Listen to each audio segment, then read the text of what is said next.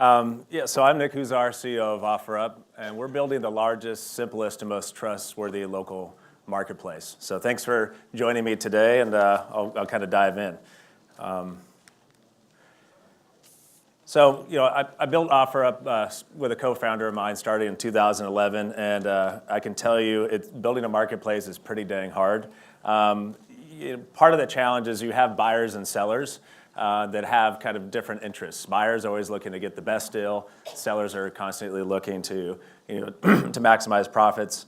So you kind of have conflicting interests there. And there's also other options. Like, we're not the only option that's been around. You also have players like eBay and Craigslist that were built in the 90s, and people are used to using those platforms as well. So why build another marketplace? For me, it was really easy. Easy decision. And I knew that building a local marketplace needed to be simple and full of trust. And so I'll give you a little bit more color, on that. So today I'm going to dive into, I think, three main areas. One is the early days, how we've kind of the middle years, which is kind of 2016 and 18, and then I'll give you a glimpse of kind of 2019 and where we see the business going. So when I co-founded OfferUp with a partner of mine, I think we bonded over, I think, the opportunity and our own personal frustration. What we found in this day and age with these smartphones in our pockets, they kind of become the remote control of our daily lives. But we weren't finding a solution that really met the demands of, I think, of today. So it was clear that not a lot had changed in this space for a long period of time. So we set out to build the simplest and most trustworthy way to do that for anyone, anywhere, powered by, obviously, your smartphone. And so what was core to our business in the very beginning is what we think every marketplace should have, and that's these two foundational elements here. And the first one is simplicity. So with the power of this device in your pocket, just by taking a picture, you can enable anybody in the local community to know that whatever you're trying to sell actually exists. So on the seller side, we really simplified that experience. On the buy side, it was the same. If you use OfferUp, you'll notice it's just pictures. We don't show you text. We don't show you anything. We want you to discover what's nearby with a very visual, simple experience. And reputation drives trust in all that we do. So trust is about building and establishing trust with consumers, and it's very, very hard to actually do. And what we found is that it was just kind of absent in the market when we started OfferUp. And if you think about it, trust is at the heart of your everyday lives. Like, you trust when you drive down the road that somebody's not going to turn into you. You trust that when a friend gives you advice, they're probably coming from a good place. You trust when you work for somebody that you're hopefully going to get a paycheck. Well, maybe not for most people in this room working at a startup, but you get my point. That trust is pretty core to all the pieces that matter in business. And for OfferUp, it's extremely important because you're meeting with a stranger. You're meeting with somebody that you've never met before, and so trust is really pretty important for what we're doing. So at OfferUp, we really think about trust as a 360-degree experience that we're creating and embedding into every single thing that we do at OfferUp. And so our commitment from day one was to build trust as part of our DNA. And so in 2013, we actually launched TrueU, which you can research on our website what that's about. We have ratings, and we really integrated a lot of different elements of trust into the experience that we're creating. So those were some of the foundational pieces, and I think what's important is, okay, great, you build a product. Well, how do you get people to use it? And so now I want to spend a few minutes just talking about how we kind of move to market. I think we succeeded because we focused on getting traction in our own backyard in Seattle, and so we had one focus and one market. And I think that's extremely important when you think about building a company, because we knew the most important thing when you buy and sell is liquidity. Whatever platform is going to enable you to sell the most is where you're going to is going to enable you to succeed. And so not only did we constrain our focus in Seattle, we also focused on moms. So we really narrowed the focus to really make sure that people were buying and selling. And we saw at the same time a number of local marketplaces that were starting around the country, and they rolled it out across the United States. None of them are in business today because, again, I don't think they focused early on and they scaled too broadly. And I think they, maybe they had a bunch of installs, which is great, but again, if people weren't using it and selling on it, people weren't coming back as much as they should. And I think once we had enough buyers and sellers, we realized that we could start to expand into other markets. And that enabled kind of the network effect of our business and the flywheel, which helped us to scale into other markets. But we spent probably about a year in Seattle before we entered even one other market. And so if you think of the U.S., and if you're in the business of looking at local markets, you'll know that they're not all the same. There's little nuances and little differences in different markets that you go to. And so when we looked at expanding across the country, we really looked at 3 different areas that mattered. And one was the market we were entering, one was the product, and the third was technical. What are the 3 things that we can kind of do when we move into these markets? And what we found was pretty interesting. So users in LA, for example, really cared more about fashion versus users in San Antonio were looking more for household goods. So there's all these different nuances every time we entered a new market. And people say building marketplaces is hard. I know, because we've had to do it every single time we entered another geographic location. And so our marketing efforts and everything we built in the product was very focused on those nuances. And so we were literally testing hundreds of different messages and hundreds of different experiments every time we went into a different market. I think the other thing I would say is technically, we also wanted to make sure we could support the scale that we were dealing with. And so the challenge when you're extremely small is you just don't have enough resources. And so one of the mandates we put out there was we want to be at least 2x ahead with infrastructure to support the scale we were dealing with. And that enabled us to not tip over, but that was kind of the focus that, that I think that we had. So we had to make a number of trade-offs early on, and I think at the time you're making them, you often wonder, am I making the right decision? But it's extremely difficult early on to kind of, deal with those different trade-offs that you have to make. Whoops. And so when I think about the future of local commerce and what that looks like, I think for OfferUp, we don't think of what we're building as a marketplace. We don't think of what we're building as an app. We think what we're building is an experience. And the more we reduce friction in that experience, the more we bring trust to that experience, the bigger this market becomes. We still think this market is very, very early. It's very much day one for OfferUp. So I think just as smartphones and mobile apps together have, again, become kind of this remote control of our daily lives, I think it's extremely important that we continue to simplify that experience. If you look at users, for example, or all the noise we have in our daily lives, people are engaging on less and less apps, and so it's really critical that you're able to kind of create a simple experience for people. I think the other things that we really spend a lot of time on is personalizing that experience and creating different experiences for people, not only based on their location, but also based on their interests. OfferUp's business is really at that intersection of online to offline, and so we're connecting millions of different people and bringing them together in these different transactions all the time. One of the things we're working on today is our community meetup spots. So we've actually partnered with thousands of police stations across the country, and we're starting to service these safe locations for people to meet. They have to be well lit, and we're bringing them to a nice place in between where buyers and sellers exist for transactions.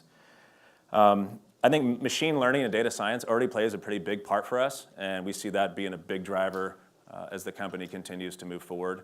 We think about how can that create a more tailored experience to our users. And eventually we think we'll be able to predict your life choices and create custom experiences based on what we know. So not only based on what you're buying, but also based on what you're selling. And so we think there's a lot we can still continue to do in those areas. I think the last big piece when I think about the future is just data. We're swimming in data, and there's so many intelligent decisions you can make based on, again, how users interact with your product. And so I think continuing to obsess over data is a pretty core part of our business. So I think before I take some questions, I think I was thinking about some of the people in this audience today, thinking if you're going to build a company, what are some important lessons I wish people would have told me a few years ago? Other than it's hard as heck and you want to die half the time. But I think to grow and scale, I think there's some big major takeaways that I would share. I think number one is really obsessing over the user experience. If you are not a product-focused person, find somebody that is, but obsess over simplifying and really creating an experience, especially I think in this day and age. I think that's pretty critical. Trust, you really have no business if you're not able to establish trust with your consumers. In our case, it was even far more important because, again, you're bringing strangers together. And I think start small and focus on the data before you decide to scale and expand, and be adaptable. Be able to learn from that data, be able to iterate, and kind of scale beyond that. And I think and to support growth, be sure to invest in that infrastructure that's going to help. And at the same time, you're going to have to cut some corners. Just be aware where you're cutting those corners so they don't bite you in the butt later, because that can definitely happen at times. But you're going to have to make those hard trade-offs early on. And I think make it smart and personal, because I really think that's the feature of any consumer business, is really figuring out what can you learn from your users and how they engage with your product, and really start to tailor that to the needs of your audience. That said, open to any questions anyone has. Should I just throw mics at faces? Or? Hello? There you go. My name is Weiss. I'm the creator of Spot Idol. It's a platform for idols and people to grow, have fun, and profit. My question for you is when you talked shortly about your marketing segmentation strategy, did you interact with any economic development officers in the various cities that you went to, like LA? Did you talk to find any business, to figure out what businesses exactly were highest in revenue or those sorts of things? I think the one thing I did a lot was because it's a local experience, I would just meet with people. Yeah. So I would go out and talk to people, but I didn't take that approach. It was more grassroots. It wasn't really working with governments who, again, in my opinion, work a little too slow. Yeah. And so it was just using the product every day and figuring out how you make it better and better, and that was it. So cold calls? No, literally meeting people within the experience. You would post an item, I would say I want to go buy it from you. That's kind of how you start to learn how the product works. Because when you start, you just honestly don't know. You think you know when you're designing something, but in reality you realize it's you have to keep iterating on it. Yeah. Thank you. Yeah. Hi. Yeah, I think it's on.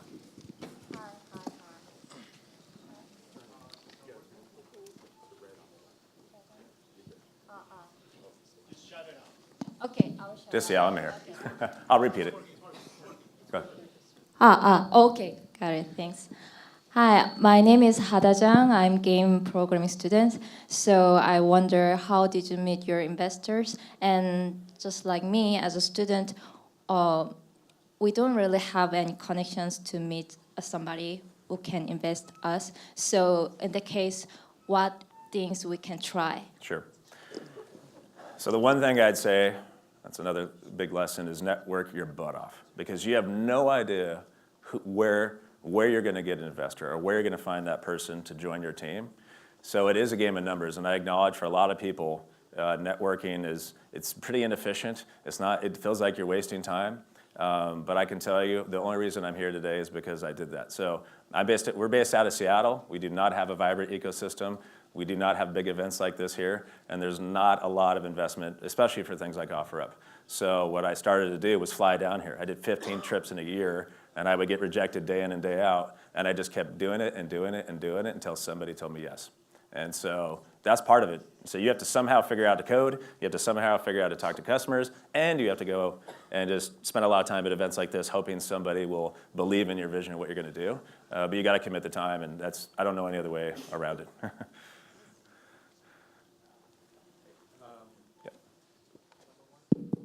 Yeah, so I'm a co-founder of a marketplace myself, and just a quick question about expansion and some challenges you've faced. So intuitively, one would think that while expanding an internet marketplace, you would not really have too many costs or challenges. But since you've already been through that experience, what kind of unexpected challenges have you faced while expanding, and what have you learned from those challenges? Sure. I think I think some of the biggest challenges that we had was just sheer scale. So I never thought, when I started OfferUp, I would believe there was a huge market. I believed that the existing players were not meeting the demands of today. I believe we were expanding the market.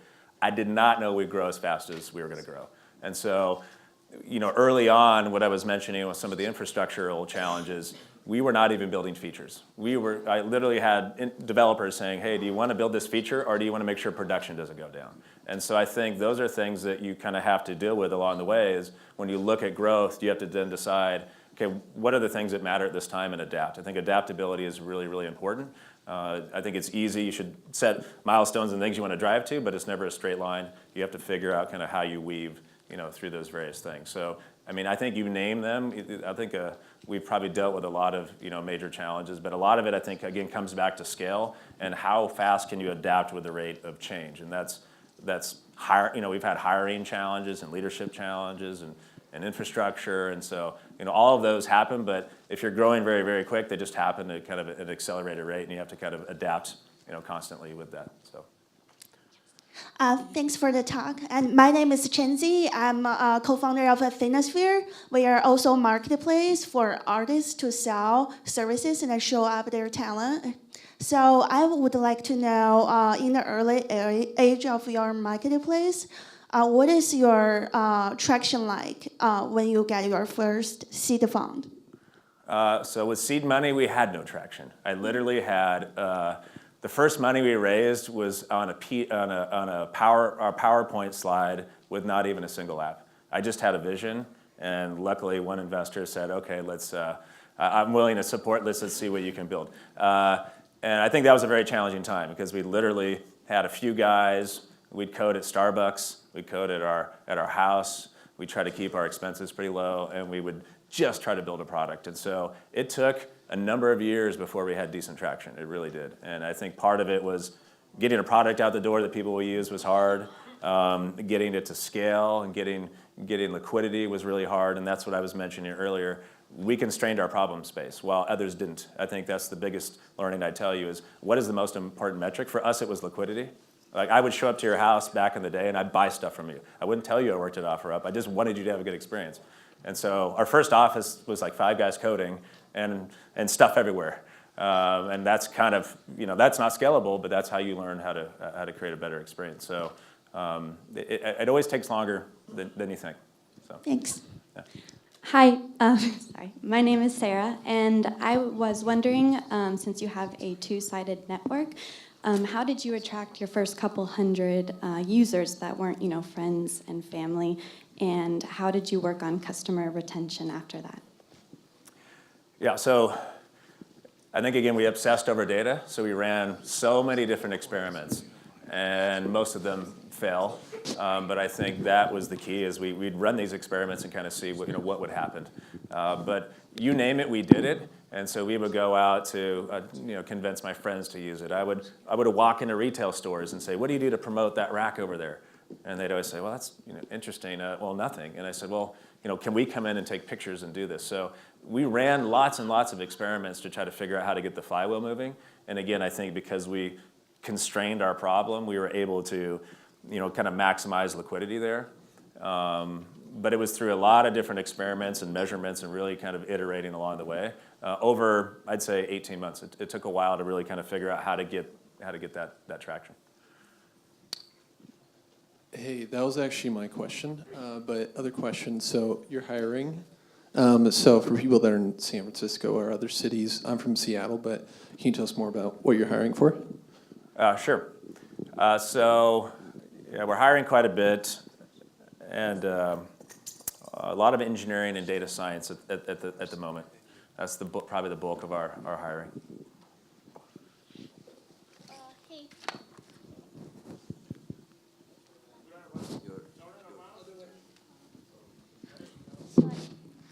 Hey, this is Madiha. I'm an international student. Just I have a quick question. what made you strengthen all the time?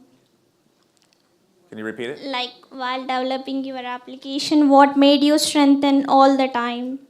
What's your true motivation that you keep on working on your application? Oh, yeah. Okay. Thank you. So I would honestly say that's a great question. It was just sheer faith. Because you look at, early on, if you look at the data, if you look at the traction, if you look at all the challenges you have, it's pretty easy to convince yourself that it's never going to work.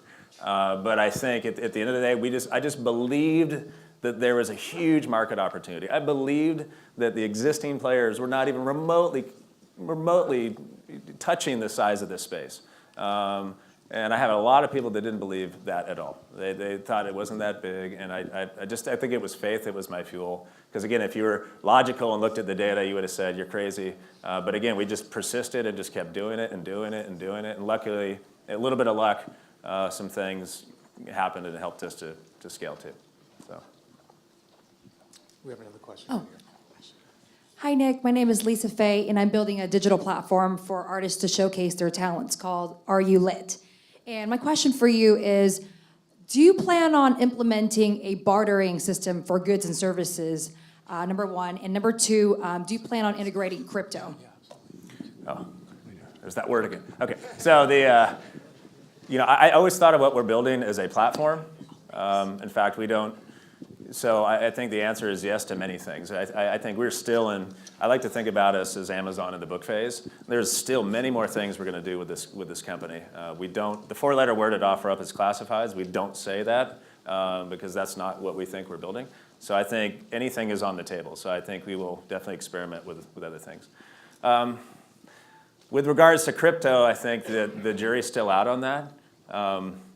If I talk to our users about Bitcoin, they would probably say, I don't know what the heck you're talking about. And so I think at some point, it's probably very interesting to build out a currency. I just wouldn't put it at the top of our priority list, I think, today, anyhow. Yeah. Questions? Hello, here. Oh, yeah. My name is Ben. I guess, what are the biggest lessons learned from your user research, besides just looking at data and talking to users? Are there any aha moment when you were building the app or improving the user experience? I'm trying to think of aha moments. There was a number of them. I think one of the first was we honed in on moms in Seattle, and we tried to constrain the problem. And we said, okay, let's get this. Let's see if we can really help this community to buy and sell. And then we started to realize, hey, there's a bunch of men on here now, and they're selling other things now. And so we could have easily said, no, this is all we are. And we said, well, why fight it? Let's just kind of see what happens there. So again, that's sometimes where you have to just kind of learn from the product. I think we also noticed from behaviors of things that people posted. Again, this is a visual experience, so that would help influence what other people did. So I literally remember the first time I saw a car on OfferUp. And I said, wow, you can sell a car here. That's amazing. And then I saw hundreds of more cars like within the next week. Okay. And so again, I think the community, at least in our case, started to educate themselves on what was possible. And so I think that was part of it, where sometimes you create a platform and you learn from how people use it and kind of expand from there.